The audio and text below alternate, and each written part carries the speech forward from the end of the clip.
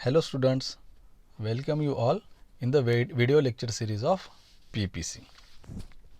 In today's lecture, we are going to discuss about the inventory models, different inventory models. Okay, तो आज हम देखेंगे कि inventory models क्या होते हैं, उन किस बेसिस के ऊपर इन्वेंटरी मॉडल जनरेट किए जाते हैं और ये मॉडल्स होते हैं यानी एग्जैक्टली इसके अंदर काम क्या होता है। मॉडल्स रहना यानी क्या कि मॉडल एक टाइप का पैटर्न रहेगा या तरीका प्रोसीजर रहेगा काम करने का, तो उसको हम मॉडल्स कहते हैं। तो ये मॉडल्स क्या होते हैं कि बेसिकली हम किस चीज़ों को एजम्पशन लेके या किस चीज़ों के ऊपर डिपेंडेंट होके हम उसको फॉर्म करते हैं, जनरेट करते हैं कि ये मॉडल्स किस बेसिस के ऊपर हमें चाहिए। फॉर सर्टन सिचुएशन का अगर कंसीडर करेंगे तो सर्टन सिचुएशंस के लिए हमें एक सर्टन मॉडल बनाना पड़ेगा जिसके अंदर हमें कुछ चीज़ें मेंशन करनी पड़ती है, कुछ चीज़ें कंसीडर करके हमें वो मॉडल को क्रिएट करना पड़ता है, जनरेट करना पड़ता है कि उसी टाइप का अगर इशू जनरेट होने वाला होगा या हो गया तो हम उसके ऊपर उस तरीके से कुछ चीज़ें अप्लाई करेंगे जिसकी वजह से वो इशू रिजॉल्व हो जाए, या कुछ चीज़ें ऐसे हम बनाएंगे कि जिस तरीके से आपका काम स्टेप बाय स्टेप उस तरीके से आगे फॉरवर्ड होते रहेगा, जिसके अंदर आपको बहुत सारे मिनिमम एरर्स मिलेंगे, मिनिमम प्रॉब्लम्स क्रिएट होंगे। तो आपका फोकस डायरेक्ट उस पॉइंट पे ऊपर रहेगा जहाँ पे आपको मेन डिज़ायर्ड आपका गोल था। ठीक है, तो इस टाइप का तो मॉडल्स होते थे। मॉडल्स यानी आपको एक सिंपल चीज़ होती है। मॉडल यानी क्या कि कोई तो एक प्रोसीजर रहेगा, प्रोसीजर का टूल्स रहेगा, कुछ तो एक पैटर्न रहेगा, कुछ रूल्स रेगुलेशंस रहेंगे उसके अंदर, तो उसको हम कहते हैं, जिसको फॉलो करना है तो उसको हम कहते हैं मॉडल्स। ठीक है, अब ये मॉडल्स किस किस बेसिस पे बनाए जाते हैं, अब ये मॉडल जो रहेंगे ना वो किस बेसिस के ऊपर बनाए जाते हैं, क्या कंसिडरेशन करना पड़ता है उस अंदर हमें मॉडल्स के कि जिसके लेवल पे हम वो मॉडल्स बनाएंगे। जैसे आप देखो, अब economy lot size of an item depends on the following. अगर हम इकोनॉमिकली सोचेंगे मॉडल्स के बारे में तो कुछ चीज़ें डिपेंडेंट होती है कि किस बेसिस के ऊपर हमको इकोनॉमिकली हमको मॉडल बनाना है, इन्वेंटरी मॉडल बनाना है। तो पहला क्या कहना है उनका कि possibility of placing repeat orders.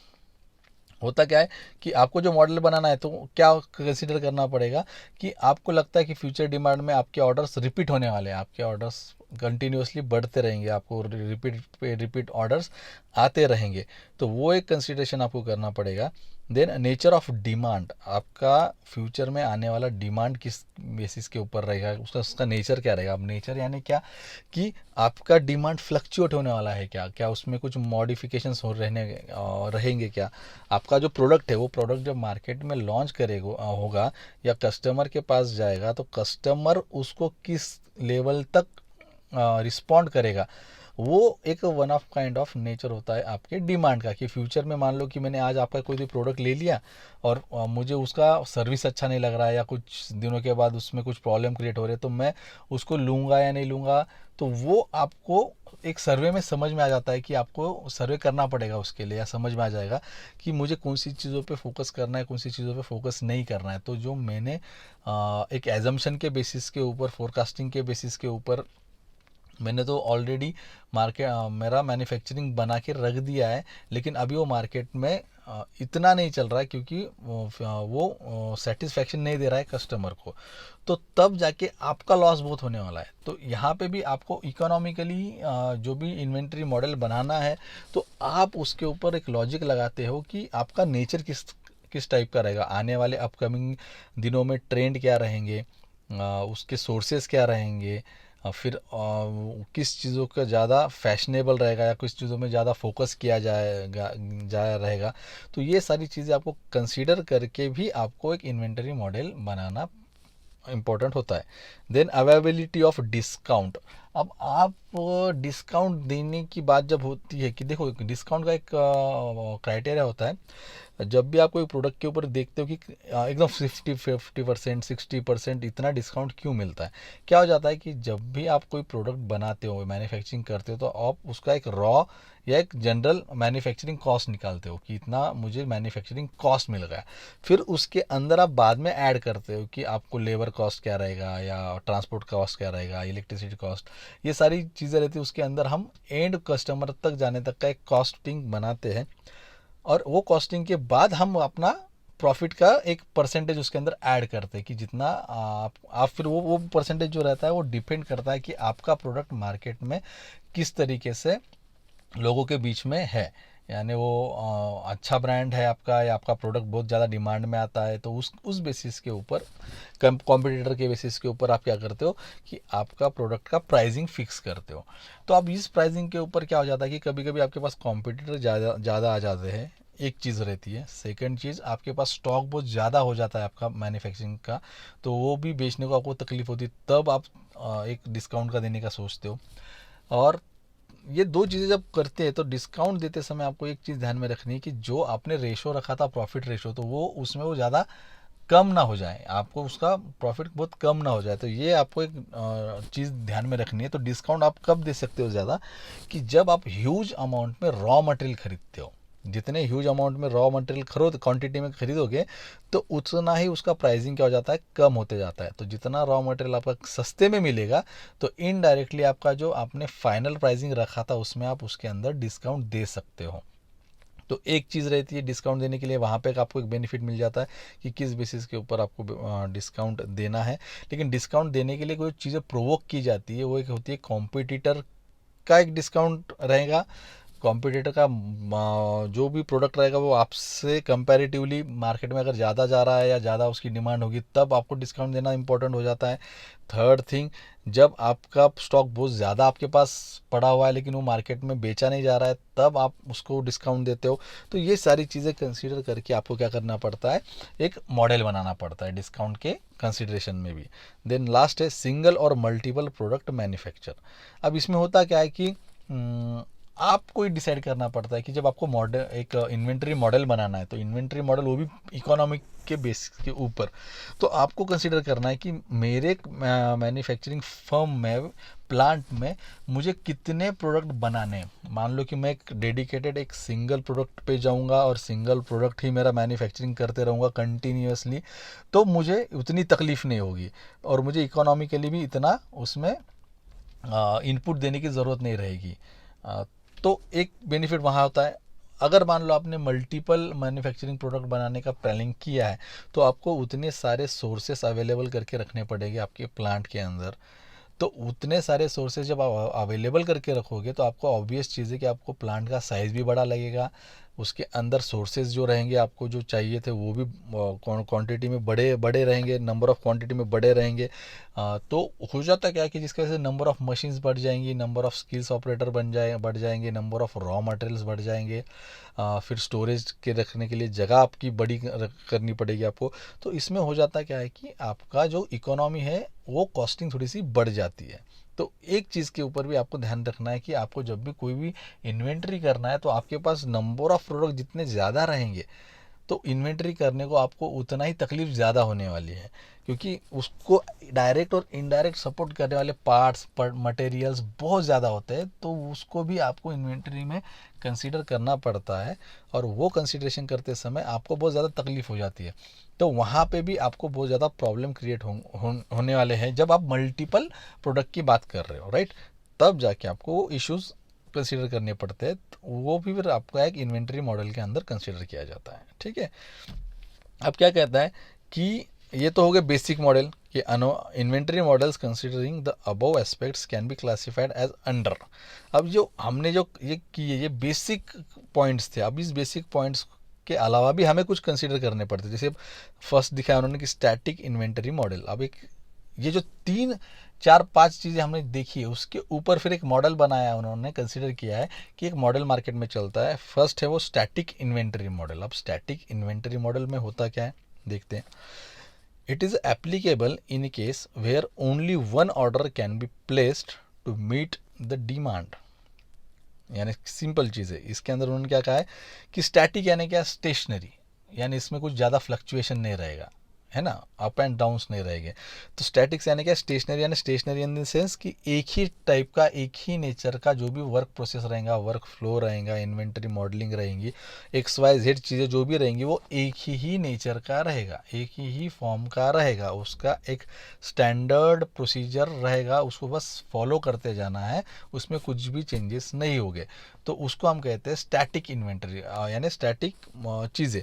तो उस स्टैटिक इन्वेंटरी में उन्होंने क्या कहा है कि एक पर्टिकुलर ऑर्डर पे ही डिपेंड करेगा कि आपको एक डिमांड आएगी या आपको उस डिमांड के ऊपर एक पर्टिकुलर प्रोडक्ट ही मैन्युफैक्चरिंग करना है, और वो मैन्युफैक्चरिंग करने के बाद आपको जो भी आपका डिमांड आया था उसको फुलफिल करने का आपको आपका काम हो जाता है कंप्लीट। तो उसको हम कहते हैं static inventory. Repeat orders are either impossible or too expensive. यानी इसमें क्या कहा है कि सिंपल चीज़ है कि आपको एक ही ऑर्डर पे काम करना है। रिपीट ऑर्डर अगर आ गया तो आपका इस स्टॉक के या ये इन्वेंट्री मॉडल में आपको थोड़ा सा ज़्यादा नुकसान होने के चांसेस है। स्टैटिक इन्वेंट्री मॉडल्स में क्या करना है कि उनको कि जब आपके पास एक ही सिंगल ऑर्डर आने वाला है, सिंगल यानी एक प्रोडक्ट का नहीं, एक जैसी प्रोडक्ट का, सिमिलर प्रोडक्ट का ही अगर आपको जब ऑर्डर आएगा तब आप इस स्टैटिक इन्वेंटरी मॉडल को अप्लाई कर सकते हो, यूज़ कर सकते हो मार्केट के अंदर, मैन्युफैक्चरिंग प्लांट के अंदर, जिसकी वजह से क्या हो जाएगा, आपका बहुत सारा कॉस्टिंग बचेगा, इकोनॉमिकली आप बहुत अच्छा आपका पैसा सेव कर सकते हो और आप अपना रेवेन्यू ज़्यादा जनरेट कर सकते हो। तो इसमें उन्होंने केस क्या क्या है कि स्टैटिक इन्वेंटरी मॉडल कब यूज़ करना है, जब आपके पास एक सिंगल ऑर्डर आएगा, एक सिंगल यानी क्या, एक टिपिकल ऑर्डर ही आएगा टिपिकल प्रोडक्ट के लिए ही। अगर उसमें अगर आपने स्टैटिक मॉडल अप्लाई तो किया है, लेकिन उसके अंदर आपको अगर ये दिख के आ रहा है, आप रिपीट ऑर्डर अगर ले रहे हो, तो वहाँ पे आपको आपका खर्चा बढ़ेगा। ठीक है। तो अब उसका एक एग्जांपल लेते हैं। Typical examples of items under this group are bread, vegetables, seasonable products like coolers, umbrellas, crackers, sweaters, rain coats, etcetera etcetera. ये क्या आ जाते हैं कि अब देखो, अब आप सोचते होंगे यार ये इसमें थोड़ा कॉस्टिंग कैसी बढ़ेगा। अब आपको मैं कहता हूँ, एक एग्जांपल देता हूँ। फॉर एग्जांपल आपने वेजिटेबल्स का एक बिजनेस है आपके पास, सब्जी का, राइट। अब सब्जी या फ्रूट्स का कुछ तो बिजनेस है आपके पास। तो आपने क्या किया, एक एप्पल मंगाया, एप्पल मंगाया। अब एप्पल जब मंगाते हो आप, फॉर एग्जांपल, तो एप्पल का एक एग्जांपल देने जाऊंगा मैं। तो एप्पल जब आप खरीदते हो, तो एप्पल खरीदने के लिए जब आप एक वेयर हाउस वाले या कोई तो डिस्ट्रीब्यूटर से खरीदोगे, तो उसने कुछ तो मान लो कि 10,000 का एक प्रोडक्ट, एक गाड़ी उसने भेज दिया आपको, और वो जब आपके पास आती है तो उसके अंदर मान लो कि कुछ क्वांटिटी में एप्पल्स है, राइट। तो वो एप्पल्स को लाने के लिए जो खर्चा हो रहा है, और जब आप उसको बेचते हो, राइट, मार्केट के अंदर एक सर्टन रेट के ऊपर, तो होता क्या है कि आपने तो फर्स्ट टाइम कुछ तो मंगाया, उस टाइम के डिमांड के ऊपर आपने उसका रेट फिक्स किया, तो उसको बहुत सारी चीज़ें इफेक्ट करती है, जैसे पेट्रोल का, डीजल का खर्चा जो रहेगा, टैक्सेस जो रहेंगे उस टाइम पे उस सर्टन पॉइंट के ऊपर, मार्केट में डिमांड किस तरीके से है, इन्वायरमेंट किस तरीके से है। तो ये सारा सिचुएशंस कंसीडर करके आपका फाइनल प्रोडक्ट का एक रेट फिक्स हो जाता है, वो डेली कम ज़्यादा होता है। तो आज आपने जब सोचा कि 10,000 रुपये मुझे खर्चा होने वाला है मेरा प्रोडक्ट मेरे शॉप पे लाने के लिए, तो 10,000 खर्चा हो गया, प्लस उसका कॉस्टिंग अलग है, तो उसके बेसिस के ऊपर आपने कॉस्टिंग लगा दिया और आपने बेचना स्टार्ट कर दिया। तो मान लो कि फॉर एग्जांपल आपने 40 रुपये पर केजी आपका प्रोडक्ट बेचना स्टार्ट किया, और दूसरे दिन सडनली क्या हो रहा है कि आपको डिमांड तो आ रही है, लेकिन आपको जो सप्लायर्स है, जो देने वाला था, अब वो कह रहा है कि नहीं सर, अभी 10,000 नहीं, अब 12,000 या 15,000 रुपये खर्चा लगेगा आपके पास प्रोडक्ट बेचने के लिए, क्योंकि डीजल का खर्चा बढ़ गया। अब कस्टमर को वो उससे लेना देना नहीं ना, कि कस्टमर तो क्या कह रहा था कि 40 रुपये से तो मुझे तेरा प्रोडक्ट अच्छा मिल रहा था, मैं तो वही लूँगा। और उसके पास जब शॉर्टेज था, आज उसने सिर्फ एक ट्रक ही मंगाया जिसके अंदर जितनी क्वांटिटी आई, तो उसने उसके लॉजिक के हिसाब से, डिमांड के हिसाब से एक ट्रक मंगाया। अगर उसको जब पता रहता था कि मुझे फ्यूचर में और डिमांड आने वाली, तो वो एक ही दिन क्या करता था, 2 3 4 जितने उसको ट्रक्स मंगाने थे तो वो उसकी उतनी ऑर्डर देता था, तो उसको उतना बेनिफिशियल रहता था। लेकिन आज क्या हो गया कि आज सडनली उसका 4 या 5 हज़ार रुपये से ट्रांसपोर्ट का हाइक बढ़ गया प्राइस में, तो उसको इनडायरेक्टली 40 रुपये का 45 या 50 रुपये किलो उसको एप्पल बेचना पड़ेगा। तो उस सिचुएशन में क्या हो जाता है कि कस्टमर वहाँ पे नहीं जाता, कस्टमर दूसरे के पास जाता है जो 40 या 35 रुपये में बेचेगा, और वैसे तो वहाँ पे उसको जब रिपीट वो ऑर्डर दे रहा है, तो उसको अब क्या हो गया, एक्सपेंसिव हो गया चीज़, उसकी चीज़ ऑटोमेटिकली बढ़ गई है, राइट। तो यहाँ पे ये चीज़ हो जाती है कि आप ऐसे कंडीशंस के अंदर जब आपको एक सिंगल ऑर्डर आती है तो आप सिंगल ऑर्डर में ही स्टैटिक मॉडल, इन्वेंटरी मॉडल को यूज़ कर सकते हो। होपफुली आपको स्टैटिक मॉडल, इन्वेंटरी मॉडल समझ में आया होगा, right. Then a dynamic inventory model. Dynamic inventory model, तो डायनामिक इन्वेंटरी मॉडल क्या कहता है आपको कि वो भी अभी it is applicable for items where repeat orders can be placed to stock, replenish stock. Dynamic inventory models can be classified into two types, ठीक है। तो इसमें कहना क्या है कि जहाँ पे आपका इन रिपीट का भी ऑर्डर आएगा वहाँ पे भी एक मॉडल बनाया जाएगा। तो वो रिपीट वाले मॉडल्स के लिए आपको डायनामिक इन्वेंटरी मॉडल बोला गया है कि डायनामिक इन्वेंटरी मॉडल यूज़ किया जाता है जहाँ पे रिपीटेड इन्वेंटरी, रिपीटेड ऑर्डर आपकी कंटिन्यूसली आती रहती है। तो वो भी दो तरीके से क्लासिफाई किया गया है, एक है deterministic models and probabilistic models, ठीक है। अब वो क्या होते देखते हैं। इन डिटर्मिनिस्टिक मॉडल्स में these models are based on the assumptions that the demand as well as lead time of an item are deterministic. यानी क्या होता है कि डिटरमाइन करना, यानी क्या कि कुछ तो सर्टन कंडीशंस आप माइंड में रखते हो, उसमें भी लीड टाइम आप कंसिडर कर लेते हो। इसमें एक चीज़ बहुत इंपॉर्टेंट है, डिटरमाइन करना, यानी क्या कि हर एक बारीक चीज़ उसके अंदर डिटरमाइन करना है, कंसिडर करना है कि ये हो जाता है क्या कि एक एजम्पशन के बेस पे काम करेगा ये मॉडल डिटरमिनिस्टिक, और उसके अंदर वो लीड टाइम भी कंसीडर करेगा। अब लीड टाइम क्या होता है, जो मैंने आपको बोला था कि मैन्युफैक्चरिंग करने के पहले जो भी सेटिंग वाला टाइम लगता है आपको, कि जो भी सेटिंग वाला टाइम लगता है मैन्युफैक्चरिंग प्रोसेस स्टार्ट करने के पहले जो भी आप तैयारी करते हो, उस तैयारी को हम कहते हैं लीड टाइम। वो भी आपको कंसिडर करना पड़ता है एक सर्टन कंडीशन के अकॉर्डिंगली, सर्टन सिचुएशंस के अकॉर्डिंगली, तब जाके आपको ये मॉडल इंपॉर्टेंट आपका हेल्प करता है। तो ये भी, उसमें भी उसके दो सब टाइप है डिटर्मिनिस्ट में, एक सिंगल प्रोडक्ट है और एक मल्टी प्रोडक्ट है। जैसे अभी थोड़ी देर पहले मैंने कहा था कि सिंगल रहेगा तो डेडिकेटेड क्या रहेगा, एक प्रोडक्ट के ऊपर आप फोकस करते हो, एक प्रोडक्ट के लिए मैन्युफैक्चरिंग प्लान बनाते हो, प्रोसीजर बनाते हो, तो उसको भी जो लीड टाइम लगेगा वो भी कंसीडर करोगे। तो वो कंसीडर करके आप आपका इन्वेंटरी मॉडल यूज़ कर सकते हो या बना सकते हो, राइट।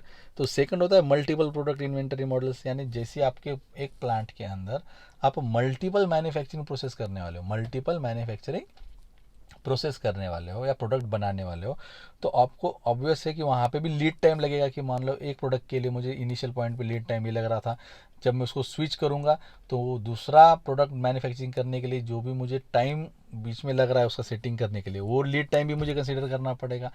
फॉर एग्जांपल, दिन में अगर आप एक पर्टिकुलर सिंगल प्रोडक्ट को मैन्युफैक्चरिंग करने के लिए जो भी लीड टाइम कंसिडर करते हो, या आपको लगता है कि 1 घंटा आपको लीड टाइम लगता है एक प्रोडक्ट बनाने के लिए, जब सिंगल की बात कर रहे हैं, तो जैसी अब मैन्युफैक्चरिंग आप दिन में अगर 2-3 प्रोडक्ट अलग अलग बनाते होंगे, तो आपको कंसीडर करो कि 3 घंटे आपके अलग अलग प्रोडक्ट के लिए एक एक सिंगल एक एक घंटा लीड टाइम में वेस्ट जा रहा है। वेस्ट जाने से अच्छा कि हम लीड टाइम उसको कंसीडर करेंगे, तो आपका दिन के 3 घंटे वेस्ट जा रहे हैं, 3 में से 2 तो आपके वेस्ट ही चले गए, क्योंकि आपको लीड टाइम वो कंसीडर किया है आपने।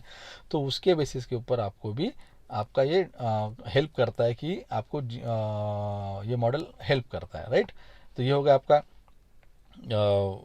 क्या सिंगल और मल्टी डिटर्मिनेंट, राइट, ठीक है। देन है देखेंगे probabilistic models, probabilistic model. These models take into account the variations in the demand and lead time of an item. अब होता क्या है कि हमने एक एजम्पशंस के ऊपर हमने क्या किया, अपना डिटर्मिनिस्टिक मॉडल कंसिडर किया, जहाँ पे आप एक एजम्पशन करोगे वहाँ पे ये मॉडल यूज़ करोगे।